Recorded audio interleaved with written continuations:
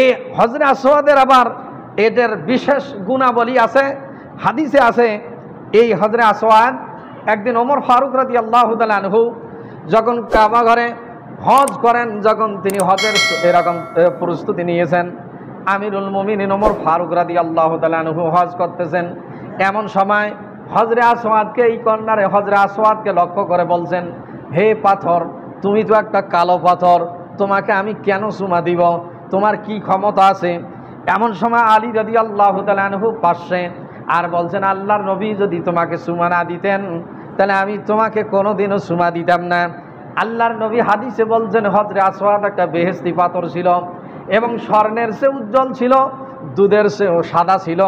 এরা কাফির মুশরিকরা এরকম তাওয়াফ করতে নাচতে নাচতে এটাকে কালো বানায় দিয়েছেন। এখন পিতলের এরকম সিলভারের গ্লাভ দেওয়া আছে। এই হজরে আসওয়াদ এমন একটা পাথর। আর ওই সময় আলী রাদিয়াল্লাহু তাআলা আনহু বললেন, হে আমিরুল মুমিনিন, আমি আল্লাহর নবীকে বলতে শুনেছি, যখন আল্লাহ রাব্বুল আলামিন সারা দুনিয়ার রুহুর জগতে সমস্ত মানুষগুলোকে তৈরি করলেন, আলাস্তু বিরব্বিকুম, আমি কি তোমাদের রব নহি? সেই সময় কলু বালা, সব মানুষগুলো জবাব দিয়ে বলছিল কলু বালা, এই সাক্ষী রেখেছিলেন।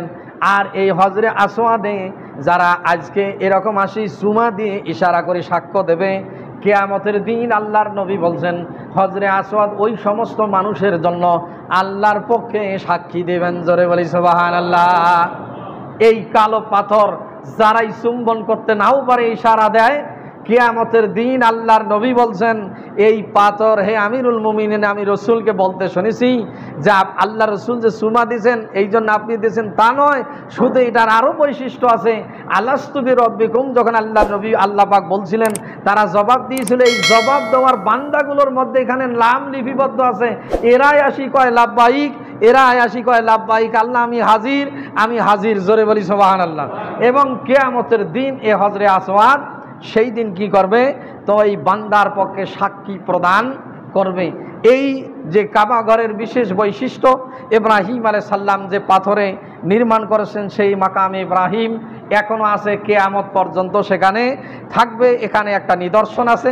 আবার আপনি সেখানে নিদর্শন পাইবেন, ইন্নাস সাফা ওয়াল মারওয়াতা মিন শাইরিল্লাহ। আল্লাহ রাব্বুল আলামিন বলছেন, নিশ্চয়ই সাফা এবং মারওয়া দুইটা আমি পাহাড় তোমাদের জন্য নিদর্শন রেখে দিয়েছি। সাফা মারওয়ায় এরকম বিবি হাজেরা, ইসমাইল আলাইহিস সালাম দুগ্ধপোষ্য শিশু এরকম পানির জন্য ছুটাছুটি করছিলেন। সাফা এবং মারওয়া 1/2 কিলো ডিস্টেন্স। সাফা থেকে মারওয়া যাওয়া হাদিদের জন্য সাই করা ওয়াজিব। হজের 6টা ওয়াজিবের মধ্যে একটা সাই করা সাফা মারওয়া 7 বার প্রদক্ষিণ করতে হয়। উমরায় গেলে ওয়াজিব এবং হজেরও একটা ওয়াজিব সাফা মারওয়া সাই করা। এই যে যাওয়া আসা করা লাগে, বিবি হাজেরা মাঝখানে দৌড়াদৌড়ি করছিলেন। এই দৌড়াদৌড়িটা আল্লাহর কাছে এত প্রিয় লেগেছে, এই জন্য কিয়ামত পর্যন্ত হাজিদের জন্য সাফা মারওয়া সাই করা আল্লাহ পাক ওয়াজিব করে দিয়েছেন। জোরে বলি সুবহানাল্লাহ। এখনো হাজিরা সেখানে গেলে দৌড়ায়, পুরুষেরা দৌড়ি যায়, নারীরা জোরে হাঁটে। এটা হজের একটা ওয়াজিব, সাফা মারওয়া সাই করা। আবার উমরার মধ্যে ওয়াজিব, উমরার মধ্যে 2টা ফরজ, 2টা ওয়াজিব। একটা উমরার নিয়ত করিয়ে তালবিয়া পাঠ করা ফরজ এবং কাবা ঘর 7 প্রদক্ষিণ করা ফরজ। উমরার জন্য 2টা ওয়াজিব, একটা হচ্ছে সাফা মারওয়া সাই করা ওয়াজিব, আর একটা মাথা মুন্ডন করা ওয়াজিব। তো এই যে সেখানে কিছু নিদর্শনাবলী আছে। আল্লাহ রাব্বুল আলামিন এই ঘরকে প্রথম নির্মাণ করেছেন এবং নির্মাণ করে আল্লাহ পাক সূরা হজ্জের মধ্যে বলছিলেন, ইব্রাহিম তুমি আজান দাও। ইব্রাহিম আলাইহিস সালাম বলছিলেন, আল্লাহ আমার আজানকে শুনবে, এ জনমানবহীন, এখানে তো কেউ শোনার মতো নাই, বলে তুমি আজান দাও, আমি তাদের কর্ণে আজানের ধ্বনি পৌঁছায় দিব। এই জন্য হাদিসে আল্লাহর নবী বলছেন, কিয়ামত পর্যন্ত ইব্রাহিম আলাইহিস সালামের আজানের ধ্বনি যারা শুনতে পেয়েছে তারাই হজ্জে যাওয়ার তৌফিক পাবে। কি জোরে বলি সুবহানাল্লাহ।